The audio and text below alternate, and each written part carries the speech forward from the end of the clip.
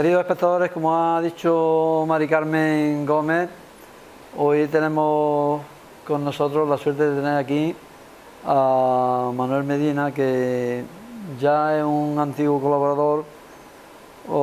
Cuando yo dirigía la revista Faro 2000, desde aquel lejano año de 1993.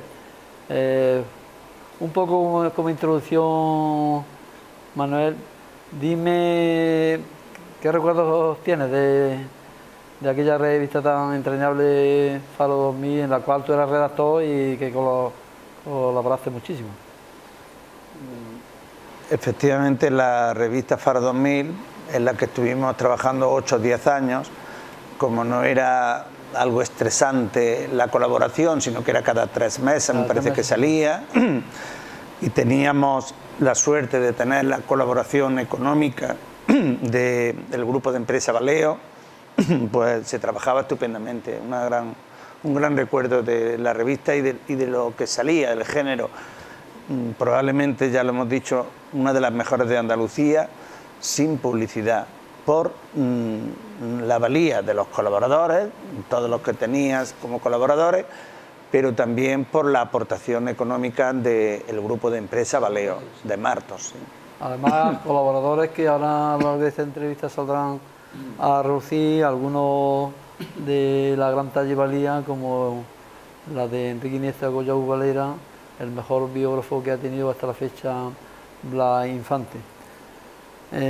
Bueno, pues para entrar en tema, te pregunto, ¿cómo se forma la personalidad de Blas Infante? ¿Cómo inciden en su pueblo de Casares el Colegio de los Escolapios de Archidona y la visión que ve desde niño del jornalero andaluz? O su estudio, la vivencia que tiene y su estudio universitario en la Universidad de Granada, que creo que también, aunque estudiaba por libre, iba allí a hacer los exámenes, pero creo que también Granada le marcó a Infante. Efectivamente, primero hay que decir que vamos a hablar de la persona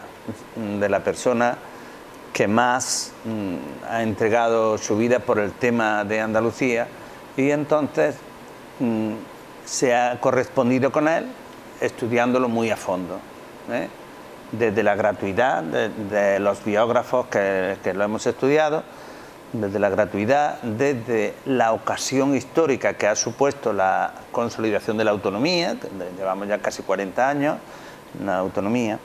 Entonces, efectivamente, los historiadores se han centrado mucho en una etapa tan importante en la vida de una persona como es la educación y la formación. Pues voy a decir un poco los sitios donde estudió.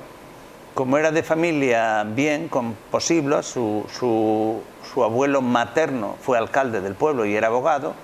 Parece ser, según una teoría de Manolo Hijano, un historiador de Málaga, que empezó a recibir clases particulares en su casa, antes de incorporarse a la enseñanza pública en el instituto. Luego se fue a un colegio privado, que era instituto, lo que pasa es que no se examinaban allí, que era el Colegio de los Escolapios de Archidona, provincia de Málaga. Sí, sí. Él era de pueblo, pero se va a un pueblo mucho más grande que es Archidona. Él era de Casares, un pueblecito. Sí, te interrumpo. De allí me acuerdo las charlas aquellas que teníamos con Enrique Iniesta, que le llamaba a él también mucho la atención cuando Infante se asomaba a la ventana y veía a los jornaleros con el cazo para recoger las sobras de la comida del colegio, y decían que iban a coger la jiropa, creo que era, ¿no? Sí, la jiropa. Efectivamente, según el biógrafo Iniesta, en la etapa, y además corroborado por los manuscritos de Blas Infante, que escribe a mano, cuando él, corroborado por el mismo Blas Infante, el colegio que tanto me influyó y tal, o sea que no se lo inventa el biógrafo. Sí. Entonces, bueno, despertamos a la vida en la adolescencia, en la infancia, si somos muy observadores, y Blas Infante lo era. Generalmente la gente que escribe tiene que ser observadora.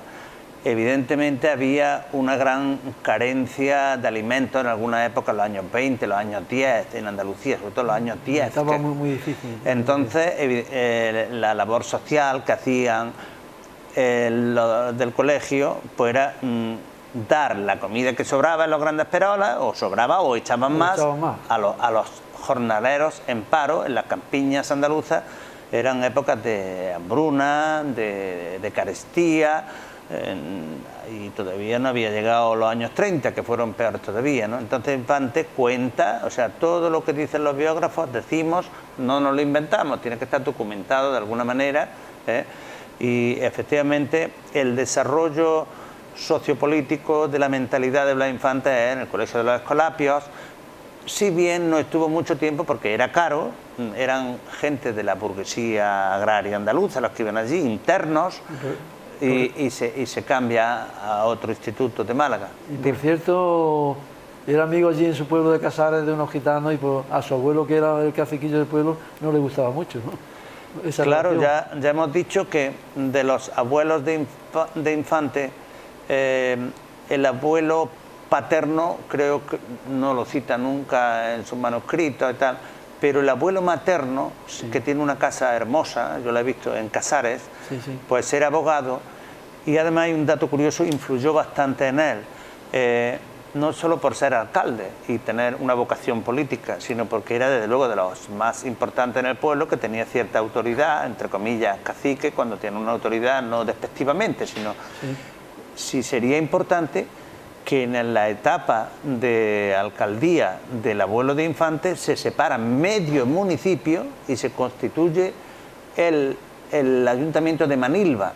Manilva está mejor situado que Casares, está junto a la costa, claro, y Casares le dejan un poco de costa simbólica, pero Manilva ahora en mucho se segrega, se independiza, se segrega jurídicamente y todos los mentes, pero por el abuelo de Infante. ¿Influiría en él su abuelo? Sí, porque se sabe que se iba a estudiar por las noches a la casa del abuelo, que tiene unas vistas, perspectivas preciosas y tal.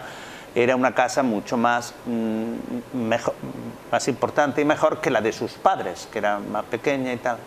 Y luego tras estudiar los Escolapios, va a Málaga, también estudia en Málaga. En Málaga, ¿no? Se conoce, yo tuve la suerte de ver la ruta infantiana en Málaga, que me la enseñó otro historiador, amigo, compañero y casi maestro también, aunque es más joven que yo, Manuel Hijano, me enseñó la ruta infantiana de Blas Infante en Málaga, el Colegio San Rafael, donde estudió con su hermano, también internos. ¿Allí qué hace? ¿Los estudios? De bachillerato. De bachillerato ya superior, digamos. Blas Infante tuvo un hermano más pequeño varón, que era Ignacio, que también se dedicó a la judicatura, a las leyes. Y Infante hizo las oposiciones a notarías, a notario, su hermano Ignacio hizo oposiciones a juez, a magistrado, y fue juez en Linares, concretamente fue juez en Linares y en el Tribunal Supremo en Madrid, los dos de izquierda, los dos familia culta. Tuvo otros hermanos, que he tenido la suerte de investigar en la Catedral de Málaga, donde están los archivos de las parroquias y por lo tanto los de Casares, y he descubierto varios hermanos y alguna hermana, pero murieron pequeños, murieron pequeños. Entonces con su hermano sí tenía una verdadera compenetración, no solo humana, afectiva, sino también política. Menos conocido su hermano Ignacio, pero también el hermano Ignacio tuvo 3 o 4 hijos como Infante, en fin. Sí. Y bueno, y tras los estudios en Málaga, decía estudiar, pero por libre, a distancia, en la Universidad de Granada, ¿no? Exacto. ¿Y cómo consigue unos estudios tan brillantes, a pesar de no estar asiduamente asistiendo a las clases allí en la universidad? Pues Infante tiene desde pequeño una inquietud enorme por saber. Eso no se, digamos, viene con el alimento, sino que es algo innato que tenemos y tienen algunas personas. Infante llama la atención el ansia que tiene por saber y conocer el pueblo andaluz, el pueblo andaluz. Además, viniendo, digamos, hijo de la pequeña burguesía andaluza, sin embargo, se decanta por ayudar al proletariado, a las clases humildes, desde muy temprana edad. Exactamente, sí. Es lo que decíamos, es una mentalidad progresista, de izquierda, pero vamos a irnos un poco, como yo también he sido educador, a la educación, porque es donde se fraguan las personas, en la educación. Tiene páginas en sus manuscritos, porque no todo lo que escribía lo publicaba, sino que han quedado cientos y cientos de... cientos y cientos de obras, de algunas más pequeñas, otras más sin publicar, ¿eh? Y ahí pues se retrata, y ahí es donde su biógrafo Enrique ha avanzado más que otros, porque tenía, de momento se echó hacia adelante con estos temas más privados del autor, ¿no? Sí. Entonces volvemos un poco a la formación, ya que es la última etapa, pero la más importante, sin duda, la universitaria. Porque ahora ya no es que vaya a estudiar a la casa de su abuelo y por las noches frescas de la Costa del Sol occidental se suba a la terraza, que él lo cuenta eso a mí, en las mañanas viendo amanecer, se tiraba toda la noche estudiando y tal, sí, para sacar la carrera de Derecho, que la hizo, si eran 4 años, la hizo en 2 años, ¿no? Luego las brillantes posiciones que tuvo el notario, ¿eh? Y luego tuvo que esperar, porque no tenía los 25 años que se exigía para hacer las oposiciones a notaría. Entonces tuvo que esperar 2 años. ¿Y qué hacía? Pues ayudar a hacer la labor que su padre hacía en el registro civil. La había ganado antes, ¿verdad? Las oposiciones, antes de la edad, ¿no? Claro, y tuvo que esperar 2 años. Tuvo que esperar para ejercer. Exactamente, para poder ejercer, ¿eh? Entonces, el impacto granadino. Bueno, si vemos que dura mucho, pues podemos tener 2 sesiones. Sí, tú tranquilo. Entonces, el impacto granadino es el siguiente, desde mi punto de vista. Conocía Casares, que es un pueblecito de 2.000, 3.000 habitantes en su tiempo, precioso, pero pequeño. Mi pueblo morisco, que decía, porque verdad que todo el aspecto morisco del pueblo en el urbanismo, desde allí se ve Gibraltar, desde allí se ve, desde su pueblo Casares, en los días buenos se ve África. Incluso África, sí. Se ve el continuamente paso de este punto de los más estratégicos del mundo, el estrecho de Gibraltar, el paso de naves, de naves de guerra, otras comerciales, etcétera, pescadores. Bueno, es un sitio que a mí me da mucha emoción cuando paso por allí y tal.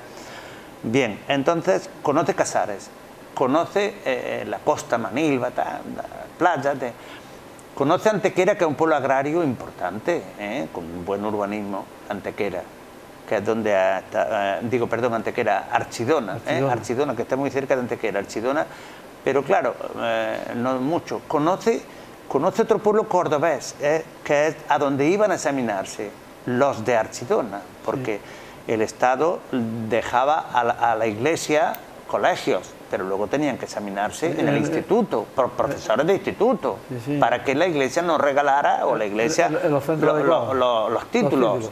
Yo en los maristas no tenía que examinarme, pero quizás fueran allí los profesores, y los papeles pasaban todos por el Instituto de Jaén, en la calle Compañía, en fin. Bueno. Bien, pues conoce, hemos dicho, Casares, Archidona, Cabra de Córdoba, el Instituto de Cabra, famoso, y allí iba a examinarse, o a veces a lo mejor los profesores iban a... Pero cuando conoce Granada, y también conocía Málaga, que es una ciudad hermosa, ahora mismo es mucho más grande, pero en aquel tiempo también Málaga tenía un puerto impresionante, y conoce bien en el centro la zona del Colegio de San Rafael, la zona del Instituto Gaona, que es otro instituto donde iban a examinarse desde el internado de San Rafael. Pero ahora cuando llega a Málaga, ve la Alhambra, ve la Vega de Granada.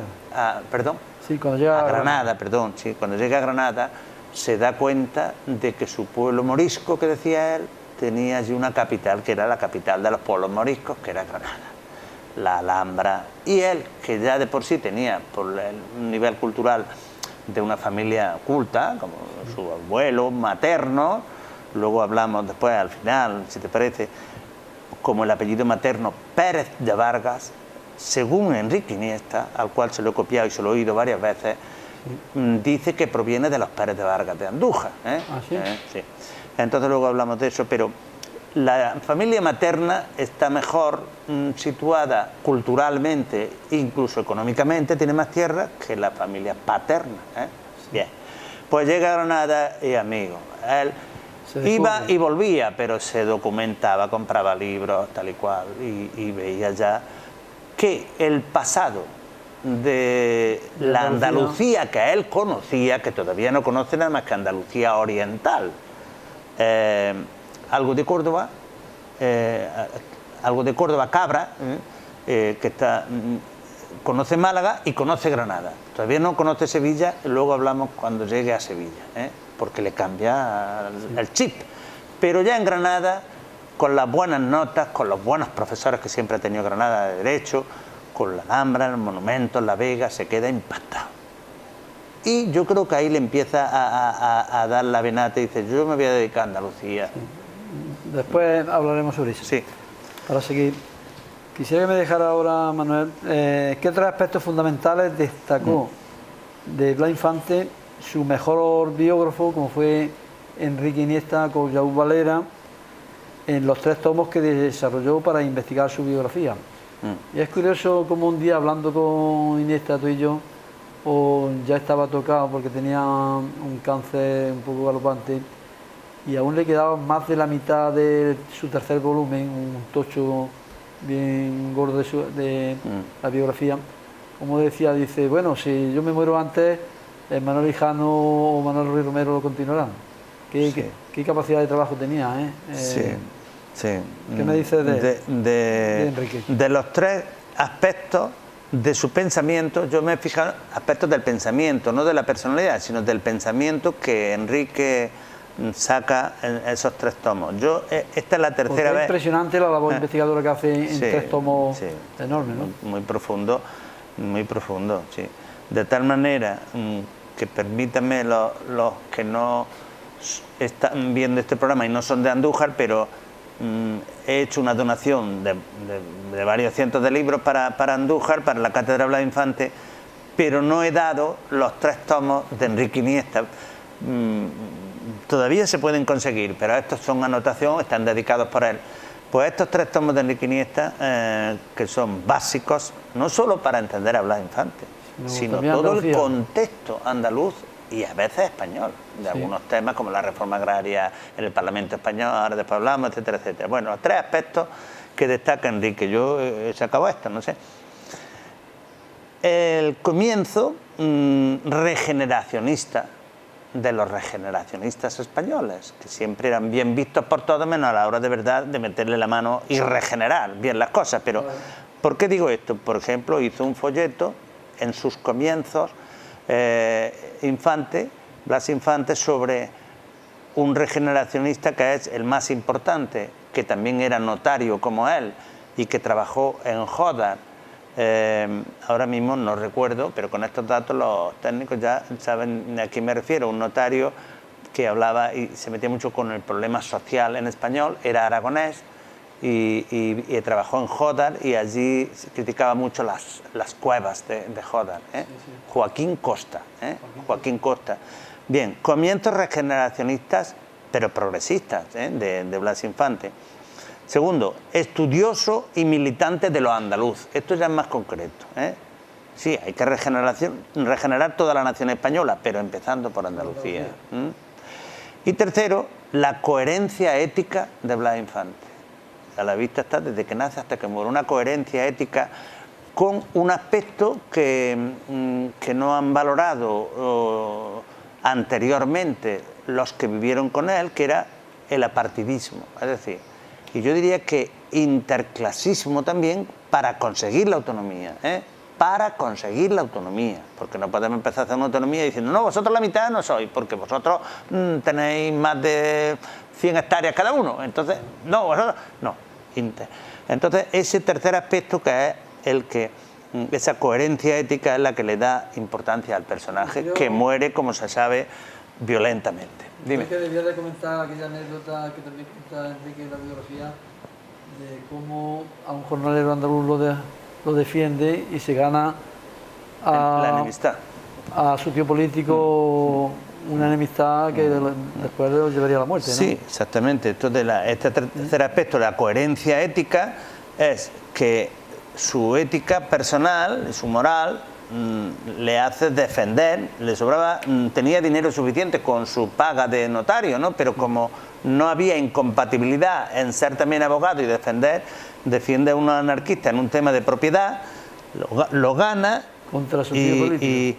Y su tío político, el tío carnal de su mujer, pues dicen que hizo algún comentario de que le había ganado esto, pero que ya más adelante ya ya se Luego cuando lo nombran aprovecharía. gobernador de Sevilla tras el triunfo de la insurrección franquista, Sí, las familias ya no se tiene saben piedad, cosas. no tiene piedad de él. En fin, la coherencia ética de la cual hemos hablado varias veces está, por los historiadores, está reflejada y se ve también con, bueno, la tragedia de la guerra civil pues hace que muera violentamente. Bueno, ¿Cuántos años le llevó a hacer esta obra de 3 tomos? Creo que fueron 25 años, ¿no? sí, Enrique Iniesta, él mismo lo dice. De todas maneras, si te parece, para centrarnos en Infante, ahora veremos al hablar de la obra de Infante, Sí. que vivió solamente 51 años. Murió muy joven. Por problemas, Sí. murió violentamente, pero estaba con problemas de salud gordos. Hizo una obra impresionante en 51 años. Enrique, aunque tenía problemas de salud, el biógrafo vivió casi 80. ¿no? Bueno, Infante intentó que se hiciera en Andalucía una auténtica reforma agraria para sacar al jornalero andaluz de la miseria en la cual se encontraba. Desarrolló con su amigo Pascual Carrión estudios agronómicos para dar luz a este hermoso proyecto. ¿Pero en qué quedó todo? Sí. Bien, la vida de las personas está engarzada en el contexto histórico que le toca vivir, en esa problemática. Ya se sabe cómo la militancia política y cultural, cuando era un personaje público en el sentido más amplio, porque toda una persona que se dedica a intentar solucionar los problemas públicos, pues es un personaje público. Todos, de alguna manera, nuestro papel en la sociedad, pero Infante, como lo hacía a veces gratis, pues en muchos aspectos, y también tenía cierta aversión a los partidos políticos, ya sabéis, la frase de Unamuno que decía: yo no soy de ningún partido, porque yo soy una unidad, no estoy partido, no quiero estar partido. Esa es una frase graciosa de Unamuno, pero luego Unamuno también estuvo en algún partido. Y lo mismo le pasó a Infante, que también en algún momento transitoriamente se apuntó, pero lo que predominaba en su manera de actuar era no estar en ningún partido. Entonces, ¿cómo vuelvo a preguntarte la pregunta concreta? Sí, concretamente, como Infante, siendo notario, por ejemplo, Sí. pues se vuelca también cuerpo y alma en los estudios Sí. agrarios que hace con un especialista Sí. como era el Pascual. valenciano Pascual Carrión. Sí. Bueno, pues ahora viene lo que decía antes, de que Infante no conoce Andalucía hasta que no llega a Sevilla. Se ha escrito poco de esto, pero la verdad, bueno, si te lees los libros ya lo deduces rápidamente. Cuando algo ya habría en su fuero interno, antes de ejercer, de que él quería, porque está, si me aprietas, Casares está casi a la misma distancia de Sevilla que de Granada.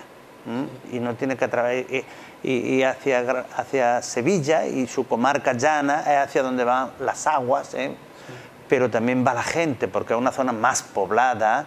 En esta época más poblada está Sevilla, y luego tenía cierta, si bien eran dos capitales de hecho, no de derecho, porque de derecho no había ninguna capital en Andalucía, pero Blas Infante elige Cantillana, que es un pueblo que está a la afuera es su primera notaría, de Sevilla. Llega a Sevilla y están haciendo el censo agrario 2 ingenieros agrónomos de categoría, y también con una conciencia social, ingenieros agrónomos midiendo los agrimensores. Pascual Carrión, que tiene una importancia a nivel de España enorme, tremenda. Yo tengo libros de Pascual Carrión, uno de ellos, y en este libro, que no lo hemos enseñado antes, que es el último que tenemos de la Universidad de Jaén, creo que todavía quedan ejemplares, pues hay una alumna de Pascual Carrión, que si no fue alumna presencial, sí ha hecho la tesis doctoral de Pascual Carrión, donde habla de este Infante que descubre la gran injusticia que viene de la historia, de la gran latifundio, de la gran lacra que es el latifundio en Andalucía por razones históricas, etcétera, etcétera. Y quienes conciencian con datos a Infante: Pascual Carrión y Albendín, Juan Antonio Albendín, que era otro ingeniero agrónomo. A esos dos le dicen a Blas Infante, pues Ariel lo encontradizo. Curioso, perdona el apellido, Albendín, quiere decir el hijo de Dios. origen árabe del apellido, sí, de Andalusí. Andalusí. Pues bien, estos dos, Pascual Carrión era valenciano, y estaba en Sevilla, los dos haciendo el censo agrario, Sí. para pagar más impuestos, y son los que meten a Infante no solamente en la analítica de la distribución de la tierra en Andalucía y los latifundios, sobre todo en Sevilla más que en ningún sitio, también en Córdoba, Jaén, no tanto en Granada, no tanto en algunas zonas, comarcas concretas, Huelva. Y estos meten a Infante en la liga del impuesto único, que es el georgismo, como primera fase para intentar después hacer una reforma agraria, que fue el tema que me proponías. Empezó con mucha ilusión primero con el georgismo, pero después ya... Claro, no porque primero porque las doctrinas económicas varían mucho y en algunas épocas más de la cuenta, cuando hay pacto revolucionario y tal. De todas maneras, la reforma agraria se había hecho en Rusia, no la reforma, allí fue una revolución agraria. Hay que distinguir entre una reforma y una revolución, es decir, bueno, ahora la vuelta a la tortilla y ahora esto es del Estado, etcétera, etcétera. Bien. Entonces, el tema de la reforma agraria, me acuerdo que Enrique me decía que no podía acceder, por sus circunstancias de dar clase en el colegio, a ir al Parlamento, al archivo del Parlamento, donde estaban las sesiones de la Comisión de Reforma Agraria, en la cual metieron a Infante, sin tener partido, sin tener escaño, y estaba también Pascual Carrión y otros, interesados y conocedores de este tema del latifundio. La reforma agraria no se hizo en la República por una serie de razones que no sería ahora, sería largo. Por la guerra civil. Claro, eso es la fundamental. Bueno, pues, y la guerra civil, como fue también producto internacional, pues fue por la crisis del 29 en Nueva York y una serie de cosas más, ya que nos vamos muy lejos. Claro. Seguimos. Blas Infante, consciente de la necesidad de vertebrar Andalucía, comenzó por crear los centros andaluces. ¿Qué eran estos centros y qué fin quería conseguir con ellos, con los centros andaluces, Blas Infante? Muy bien, ya estamos entrando en materia importante, Blas Infantiana. Bueno, primero hay que decir una fecha muy importante en la vida de Infante, que no se ha dicho tanto, ya han pasado más de 100 años, 1916. En 1916 hace él solito un papel con los estatutos del Centro Andaluz de Sevilla, 1916. Se nos ha pasado el centenario y no se ha dicho ni pío. Caray. Bien porque no hay partido andalucista, bien porque no nos interesa, a los 4 historiadores supongo que sí. El pueblo en general no tiene conciencia andaluza. Porque tenemos más conciencia de lo que el día a día. Bien, entonces crea el Centro Andaluz de Sevilla, que era una preciosidad de estructura política y cultural, donde se daban clases particulares, iban gente, funcionarios y gente bien que trabajaba allí. Además no era partidista, gratis. Estaba abierto a todo el mundo, ¿verdad? Abierto, daba clases de adultos, a personas que iban por las tardes, que estaban en el paro y podían ir, o que querían, daban charlas de historia, era una especie de Ateneo obrero, vamos a decirlo así, porque ya Infante ya estaba en el Ateneo de los señoritos, por decirlo entre comillas. Luego ya todo se va grabando, pero que él creó un centro andaluz con la siguiente idea. Estamos hablando de 1916, ya hace 101 años más o menos, con la siguiente idea. A ese centro se podían incorporar otros centros con el mismo estatuto o parecido. ¿Cuál es el siguiente? Córdoba. ¿Cuál es el siguiente? Jaén. En Granada tardan. O sea que en Jaén es antes que en Granada. El centro en Granada tardan mucho. Y entonces Infante, para animarlos, dice, mira, hasta Jaén, que tiene menos historia que vosotros, no tiene una historia tan lustrosa, ya tiene un centro andaluz y vosotros todavía no estáis. De alguna manera los centros andaluces iban en la línea de lo que él ya dijo en su libro de la dictadura pedagógica, o sea, quería instruir, ¿no? Exactamente, ¿no? Si es que Blas Infante, ya hemos dicho que era un regeneracionista. Para regenerar un país tiene que ser a través de la educación. Había un alfabetismo enorme en Andalucía. por muchas circunstancias, poca inversión, la más sangrante es la poca inversión de los ayuntamientos y del poder político, el poder central, porque el poder autonómico no existía casi, el poder provincial incluso también. Entonces, una manera de quitarlo pues era esto. Ahora, Blas Infante era la concienciación política lo que quería a través de los centros, ¿no? Sí. De los centros. Todavía él ni pretende, por eso se dice que el andalucismo en los comienzos es un movimiento, no un partido político, un movimiento, y ahí está. ¿Cuántos centros andaluces ha habido en Andalucía? Por lo menos 30. Algunos marchaban de maravilla, como el de Casares, porque... ¿Las capitales han tenido todos centros andaluces? No todos. ¿Almería, por ejemplo, tuvo centro andaluz? Almería yo creo que no llegó a tener. Almería no llegó a tener. Huelva a lo mejor tampoco.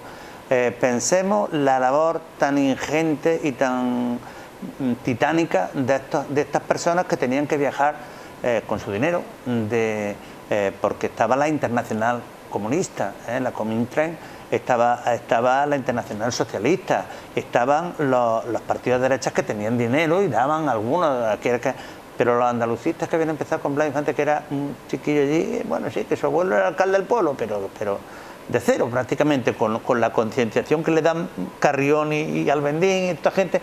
Y en Sevilla hay cierto cainismo contra todo el que llega de fuera que quiere destacar, y más si tú le vas a tocar lo más mínimo a los demás de derechos, claro. ¿No?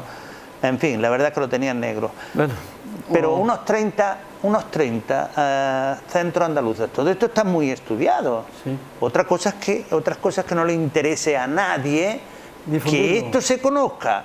Y ahora que no hay partido andalucista, con una estructura potente y pues esto se puede quedar en el olvido, lo mismo que ya estuvo 40 años, porque esto lo hemos descubierto nosotros, porque los de la Liga, ya fallecidos casi todos, Aumente, Ruiz Lagos, Emilio Lemos y todo esto, que habían conocido a Infante personalmente y tal, pues nos lo han dicho, pero y porque había una transición política, pero ahora estamos a la baja.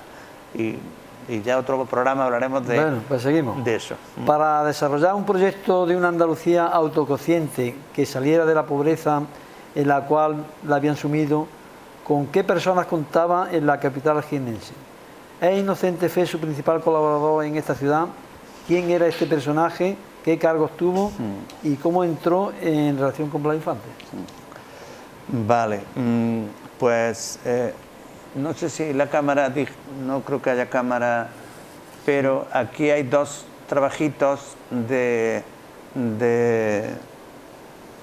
una edición que hicimos, un dinero que nos dio la Diputación precisamente, o la Junta de Andalucía y tal, sí. Dos trabajitos, una del Centro Andaluz de Jaén y otro de la relación epistolar por carta, sí. de Blas Infante con Inocente Fe, que fue el primer alcalde regionalista, no se decía andalucista. Igual sea el alcalde de la capital jiennense, ¿no? De la capital jiennense, el primer alcalde regionalista, pero se presenta como independiente. Sí. Entonces ese es el personaje que, como hemos tenido la suerte que no hayan quedado dos cartas y una tercera que se sabe que también la recibió, pero se ha perdido, que yo sepa está perdida. Tú recoges en tu libro... recuerdo yo haber leído alguna carta. Ahí, que le mandó en este libro están las dos cartas recogidas. En los congresos de andalucismo histórico están dos cartas. No son importantísimas. Era más importante y novedosa la tercera, que no se conoce, porque a Infante lo dan emigrado a Venezuela, porque se retira después de ciertos problemas de la vida pública, y como había... Cuando claro, se fue a Isla Cristina, ¿no? Se va a Isla Cristina, se quiere ir de Sevilla porque la cosa está negra, está que arde, exactamente, con todos estos problemas sociales y tal y cual, y entonces se va a Isla Cristina y dice, no, este es que se ha ido a Venezuela y tal, y él mismo lo cuenta, ¿no? Bueno, esas dos cartas, tuve la suerte de hablar con el hijo del que recepcionó las cartas, con el hijo de Inocente Fe. Vamos a hablar un pelín del Centro Andaluz de Jaén. Hombre, pues sí, dinamizó un poco la vida política mortecina de Jaén, que todavía sigue siendo en muchos aspectos algo mortecina, porque siempre se repiten las mismas cosas, entonces lo dinamizó. Vamos a decir que la mayoría de los del centro andaluz que se conocen, no los 60 y tantos socios que había, algo así, pero sí la junta directiva estaba por ahí escrita toda, y llegaron a tener un grupo municipal. En fin, en la ciudad ya se hablaba, hubo una asamblea provincial a favor del estatuto, en la que ayudó mucho la pequeña burguesía de Jaén, de la económica, de la Real Sociedad Económica de Amigos del País, donde fue la asamblea. Había gente del PSOE que ya le encantaba el tema de la autonomía, pero el partido en general todavía no, porque la pretensión era gobernar en España. El PSOE ayuda a la autonomía vasca, catalana y gallega, pero a la andaluza no. Antes de la guerra no. La prueba es que quitaron al presidente de la Diputación tal Casas, Hermenegildo Casas, de la Diputación de Sevilla, lo echaron del partido, porque era más cercano. Había apoyado a Infante, precisamente. Era amigo de Infante, bueno, no amigo, sino que era políticamente autonomista. Uno de estos libros que tiene aquí, ¿podría leer algún fragmento de las cartas que escribió Infante Inocente Fe? No, sí, pues puedo leer una de las dos, que es la más corta, pero para ver que es un poco trascendente, una carta de amigos, y cuando leí ayer una de ellas, la comparaba con las cartas que nos mandamos ahora por WhatsApp. Sí. Y entonces dice, madre mía, todas las cartas ya se han perdido. Muy respetuoso. Sí, Infante, en el trato. Entonces, en esta segunda carta, que la escribe Infante el 16 de junio, es decir, sería mañana 16 de junio, ¿no? O pasado mañana. El 16 de junio del 36. Es decir, que un mes y un día fue el alzamiento, no fue el 18, fue el 17 de julio. ¿Dónde escribió la carta? ¿Antes?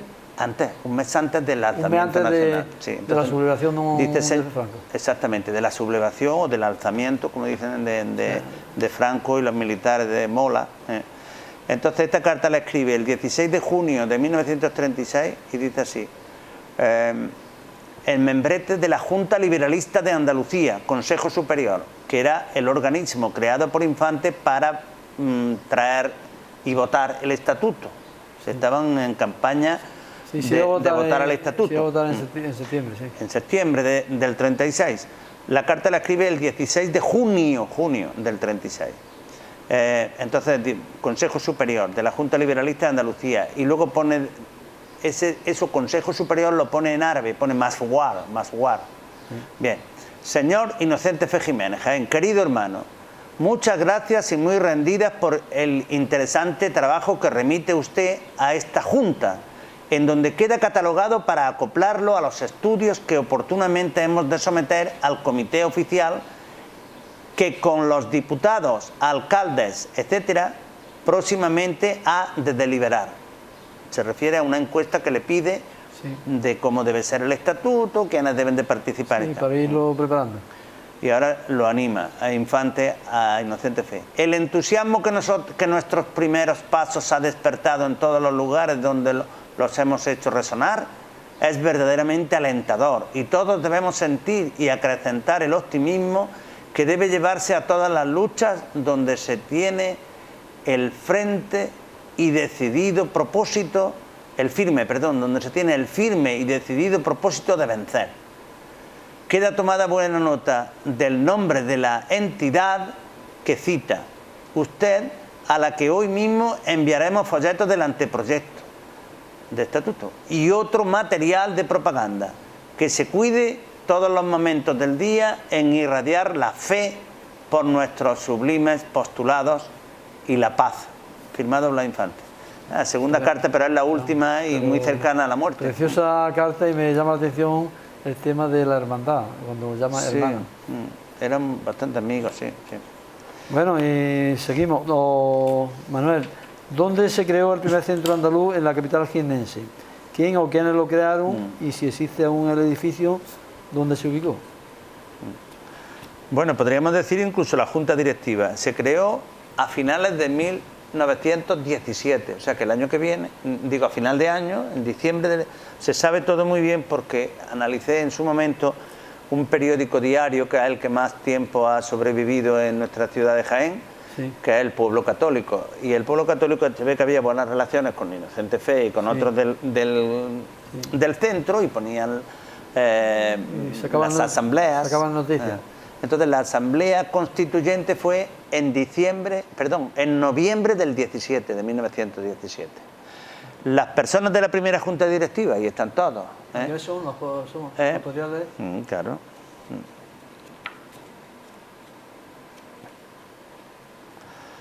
La primera Junta Directiva, el Centro Andaluz de Jaén, fue un 24 de diciembre, es decir, Nochebuena. ¿De qué año?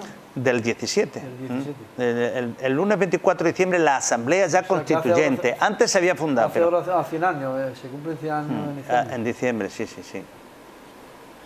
Bueno, pues, ahora, espera. La Junta Directiva, por votación de todos los adheridos, resultando elegida la misma que había nombrada con carácter provisional un mes anterior, formada por los señores Pedro de las Parras, abogado. Ese es el presidente, este después fue alcalde. Este sí fue alcalde ya como regionalista, porque Inocente Fe fue como independiente. Luego estaba Lázaro, un tal Lázaro, que era notario, era el vicepresidente. Vocales, Inocente Fe, que era industrial, es decir, que tenía negocio. Álvarez era médico. Un tal Porras, que era confitero, la confitería Porras ha durado en Jaén muchos años. Estos eran los vocales. Un tal Montoro, tesorero. Un tal Valladar, que era administrador de correos y era el secretario. Y además viene una crónica, claro, lo bueno de la prensa es que hay que ver la prensa para sacar temas que nos interesen. Y se comunicó que en el próximo enero se celebrarán algunos actos de propaganda en los que tomará parte los señores Infante, Cambó, ahora de eso vamos a hablar ahora también. Calvo y otros regionalistas de Sevilla y Córdoba. O sea que en estos años, porque había elecciones y tal y cual... Bueno, y como seguimos con la casa, yo he visto esta casa que está en Bernabé Soriano, o conocida como La Carrera, una casa extraordinaria por su arquitectura, pero que está muy abandonada, ¿no? Ni los propietarios ni el ayuntamiento se han dignado ni siquiera a darle una mano de pintura, una joya que es, ¿no? Allí en aquella casa, que es el de un tal Jodar, le alquiló... ¿Por qué abandonamos tanto lo nuestro? Te hablo un poco para no salirme del tema del andalucismo. Allí fue el primer centro andaluz. Si ves la casa dices, pues estos no eran precisamente obreros. Es cierto, he visto médicos, notarios, era de la pequeña burguesía, de los funcionarios de Jaén. La casa no está como merece.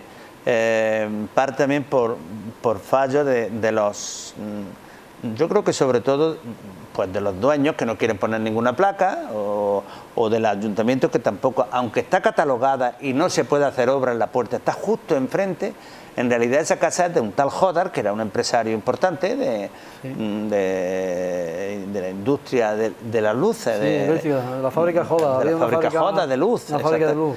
Entonces, como es particular, por ahí te escapan, ¿no? Pero el primer piso estuvo Blas Infante por lo menos 2 veces.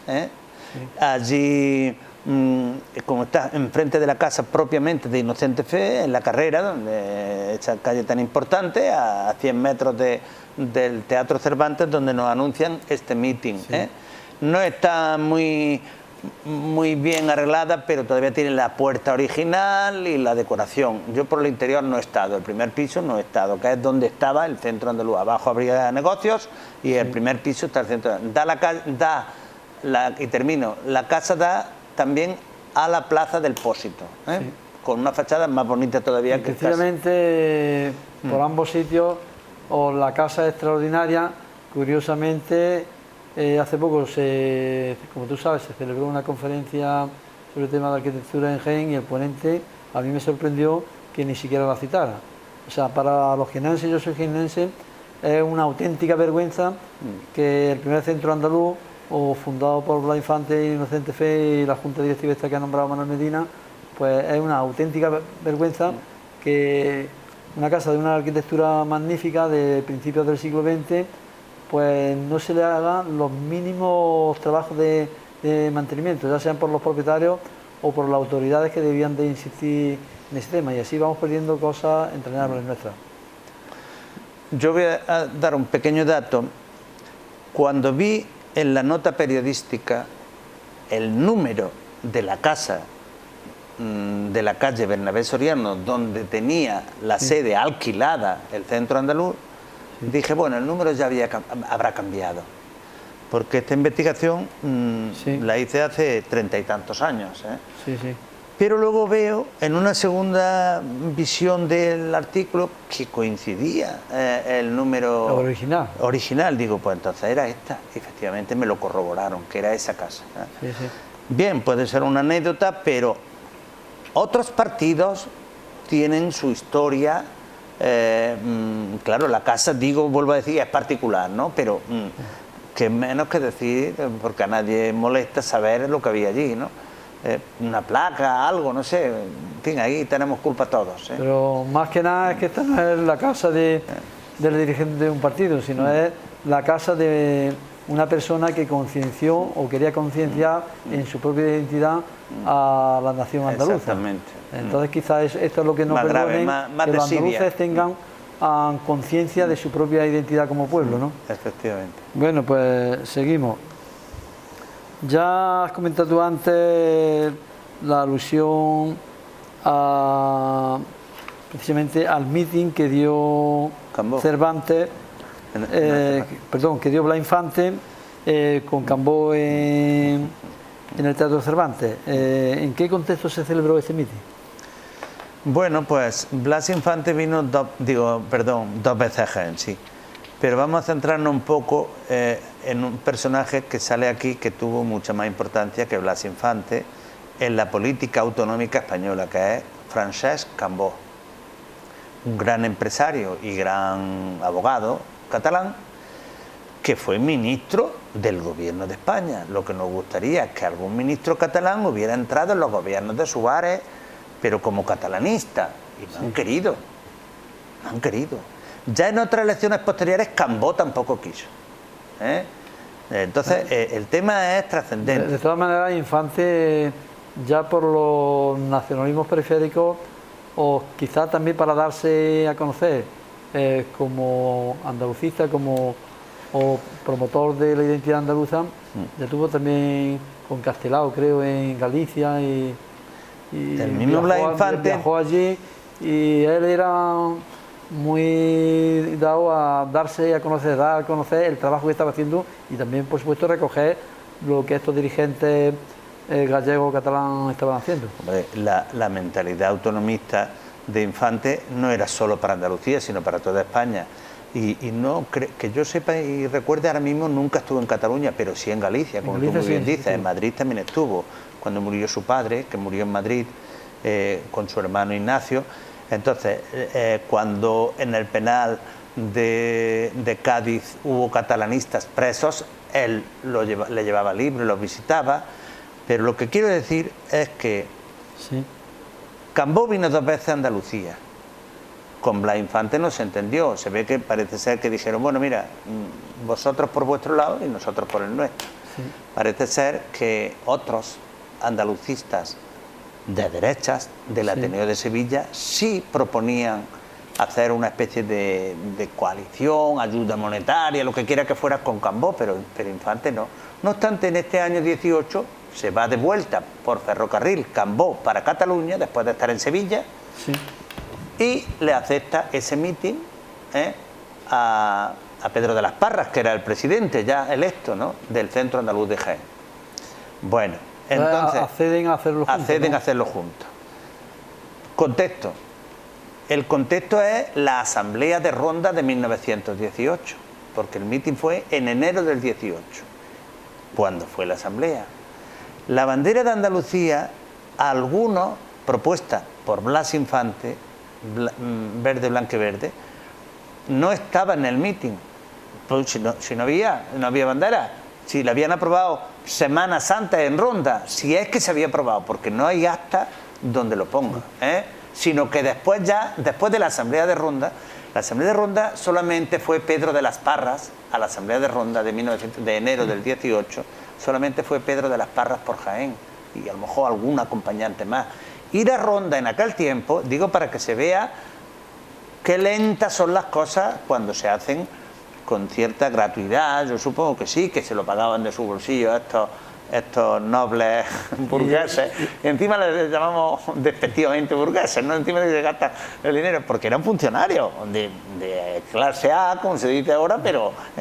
Bueno, pues Cambó accede al meeting, y el meeting gustó mucho, y el meeting pone al pueblo católico que había una expectación grande en el Jaén. Se llenó el Cervantes, ¿no? El Teatro Cervantes. Yo no sé, no he visto en ningún sitio que se llenara, pero que había expectación para el meeting, que era reciente el regionalismo en la ciudad de Jaén, que Jaén es una ciudad, pues que hay pocas cosas, pero cuando hay algo parece que en fin, nos movemos los asientos y tal. Ahora parece que va a haber una manifestación también en un día 17, ¿no? Sí. Bueno, pues que la bandera española estaba presidiendo el acto y la andaluza no. ¿Por qué? Eran los comienzos del andalucismo y en una provincia, hija, no, ni siquiera dio meeting Cambó en Sevilla. Yo creo que no lo dejaron, porque le hubiera encantado darlo en Sevilla, pero no había acuerdo entre la derecha y la izquierda. En razón a lo que dice de la bandera, me acuerdo ahora de una investigación que hizo precisamente Enrique Iniesta Collao Valera, cuando nos muestra en un artículo que nos dio en la revista Fado 2000, que decía: la bandera andaluza se fijó por escrito con un poema de Abu Abbas, Abu Abbas Ibn Arqam, que era un visir del rey Al-Mutasim de Sevilla, y lo creó con estos versos: una verde bandera que se ha hecho de la aurora blanca un cinturón, o despliega sobre ti un ala de delicia, que ella te asegure la felicidad, concediéndote un espíritu triunfante. Lo digo de memoria, no sé si me habré bailado algún verso, pero era... Claro, la bandera está tomada de modelos de Al-Ándalus, claro que sí. Y la traducción de la bandera y libros escritos, pero en aquel momento, enero del 18, no estaba. Bueno, o para cerrar este tema con el tema de Jaén, porque ya, como tenemos muchas preguntas, vamos a hacer lo vamos a ir cortando, y luego ya en una segunda etapa seguiremos desarrollando la entrevista, porque muy bien. Estamos casi fuera de tiempo. Entonces, pero quisiera hacerte algunas dos preguntas más, y con esto concluimos por hoy, y seguiremos otro día. Se sabe que Blas Infante viajó en varias ocasiones a la ciudad de Jaén. Aparte de la creación del Centro Andaluz y también del meeting que dio en el Teatro Cervantes con Cambó, ¿se conocen algunas otras actividades que hiciera aquí o que promocionara en la ciudad de Jaén? Bueno, yo solamente conozco porque el Centro Andaluz de Jaén tenía una revista, de la cual conocemos por lo menos 3 números, y ahí es donde viene. Conocemos 3 números, pero hubo por lo menos 4. Entonces, el 1 no lo conocemos, que fue de abril del 18, pero conocemos el de mayo, el de junio y el de julio del 18. O sea, esto para el año que viene hay muchas efemérides que recordar para los andalucistas de Jaén y comarca. Bien, y ahí se sabe que vino a dar una conferencia y que le gustó mucho, y la reseñó en varios sitios un tal, el cronista de Jaén. En aquellos momentos todavía no lo era, porque lo pondrían después de la guerra, un tal Luis González López, que trabajaba en Correos y era el director de la revista Paisaje, o sea que caía bien entre la pequeña burguesía culta de Jaén. Blas Infante, una conferencia. Y luego en la otra vez, lo del meeting de Cambó. Y con respecto, Manuel, a la ciudad de Andújar, donde nos encontramos, ¿o la visitó Infante? ¿Hizo algún tipo de actividad andalucista aquí, Infante? Efectivamente, pues no se sabe. Yo creo que en Andújar pasó por tren, pero no se sabe que se detuviera. Sí se sabe que se detuvo después de este meeting de Cambó. Ya preparándomelo anoche, vi que fueron en coches particulares desde Jaén hasta Linares Baeza. Y en Linares Baeza, Cambó y Montañola, que era un concejal de Barcelona, que era el que acompañaba a Cambó, que ya tendría Cambó 70 años y era chiquitito, flaquito y tal, ya mayor, se fueron vía Madrid y después Barcelona. Y Infante, con alguien iba también de Sevilla, se va, claro, camino de Andújar por la vía Madrid-Cádiz hacia Sevilla. Los que iban de Jaén se volvieron a Jaén, que creo que iba Pedro de las Parras, en fin, eran gente que tenía coche y tal. Blas Infante jamás tuvo carnet, que yo sepa. Entonces, y murió con 51 años. Entonces, por aquí, claro que pasó varias veces. En los manuscritos de Infante sale Andújar bastantes veces. Digo porque Andújar, a lo largo de la historia, ha tenido siempre mucha conciencia nacional de Andalucía. Claro. Ya desde la Guerra de la Independencia, Exacto. donde las juntas liberalistas tenían, digamos, su centralización aquí en Andújar. Sí. Allá, haciendo cuenta, desde 1808, que es la batalla de Bailén, hasta las refriegas que hubo en Andújar en el 35, han pasado 27 años. Es decir, que Andújar tiene una posición estratégica como Bailén, envidiable, porque es la puerta de Castilla y por lo tanto del poder central, ¿no? Entonces, lo que sí se sabe es que cuando Infante descubre por sus lecturas y sus trabajos la importancia de Andújar en la Junta Soberana, pues se pone muy contento para darle a su teoría del nacionalismo andaluz más importancia, porque que al andaluz era importante, eso lo saben hasta los escolares de Holanda y los de Alemania, vamos, los escolares que estudian historia, Pero Infante, pues como había estudiado Derecho y no Historia, pues no conocía cosas y él lo va elaborando. Yo, para terminar, o cuando tú digas que terminemos, pero sí decir que Infante tenía una obsesión en la cabeza que era conocer toda Andalucía, y por eso fue a Almería solo y gastándose el dinero, como siempre, ¿no? Que tenía que ser bastante problemático para su mujer e hijos, porque estaba siempre para arriba, para abajo, y con reuniones y con historias, ¿sabes? Bueno, pues, la verdad es que en Andújar no se sabe qué parará, en Linares sí. La verdad es que, aunque sea un poco o alabarla, pero se lo merece a lo largo de la historia. Rafael San Martín, precisamente, tú conoces otro libro de él muy bueno, donde se llama Historia de Andalucía para jóvenes.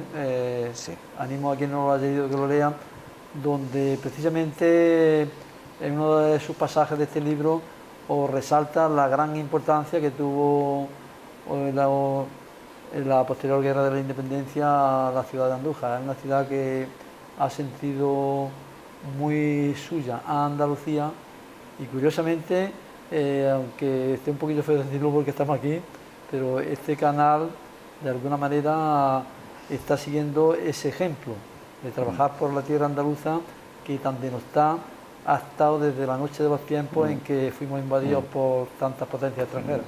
Casi todas. Bueno, y yo creo que si quieres decir unas palabras, acabamos con esto, y ya te emplazo a una próxima entrevista porque el guión se ha quedado a la mitad.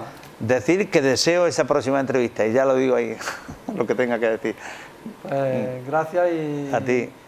Gracias. Nos despedimos de este programa de Guadalquivir 13, deseando que haya sido del agrado de todos ustedes, y lo dicho, emplazamos a otra ocasión en que vamos a entrevistar a un gran erudito del ópera, a jienense de toda la vida, como es Manuel Medina Casado. Gracias. Enseñanza libre y gratuita, libertad de expresión y manifestación, justicia civil gratuita e imparcial, libertad de constitución y disolución del matrimonio, respeto a todas las religiones y oposición a su uso con fines políticos, libertad civil de la mujer. Aquí están las octavillas. En 2 campañas al mismo tiempo vas a volverte loco. Yo no participo en la de Córdoba. La coalición de vaqueros está llena de conservadores disfrazados de republicanos. ¡He renunciado!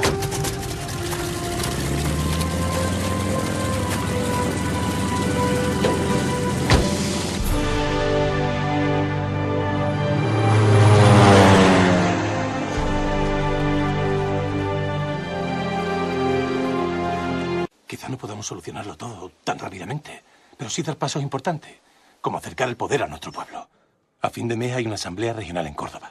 Espero que salga la base del Estatuto de Andalucía. Me alegra esa cara, Rafael. Hemos logrado aprobar anteproyectos por aplastante mayoría. ¡Protesto! Por ese viva Andalucía libre. ¿Y qué quería usted que dijera? ¿Viva Andalucía esclava? ¡Bah! Pues anda que si llegamos a contemplar como queríamos las propuestas de la Constitución de Antequera, de la Asamblea del 19 y de nuestra campaña a las constituyentes. El proyecto es moderado, pero no podemos aspirar a más de momento. Recuerdo que era algo así. Sí, sé cuál es.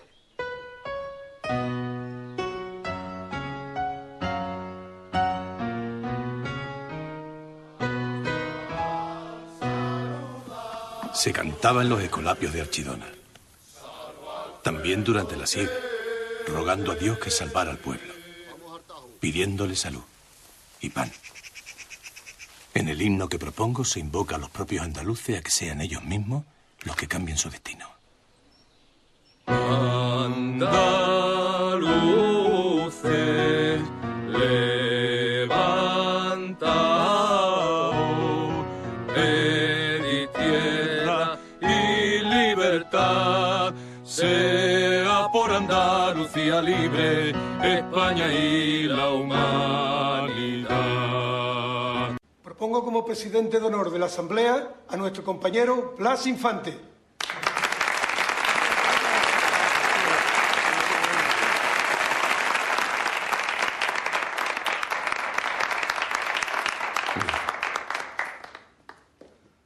Acabo de llegar de Madrid, donde el gobierno nos ha encargado el proyecto de reforma agraria. Y me encuentro aquí, en esta Diputación de Sevilla, con los representantes de todas nuestras provincias, celebrando esta asamblea pro estatuto de Andalucía. Parece haber llegado el momento en el que se materializan los sueños de toda una vida. Gaditanos, hoy 12 de julio de 1936 es un gran día para todos los andaluces. Por primera vez va a izarse junto a la enseña de nuestra querida república la bandera que lleva los colores de la paz y de la esperanza.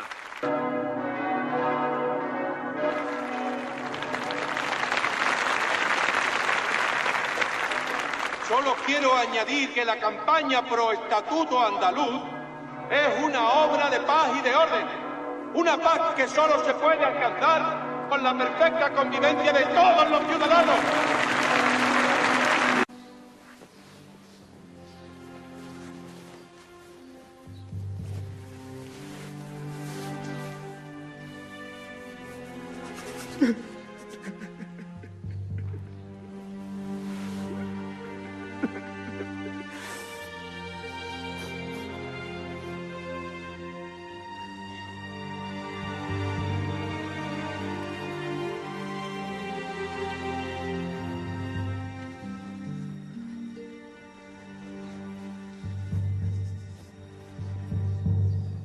Este agosto está haciendo muchísima calor.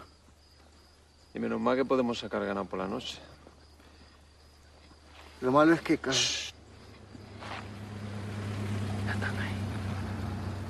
Hoy han llegado antes y no traen el camión.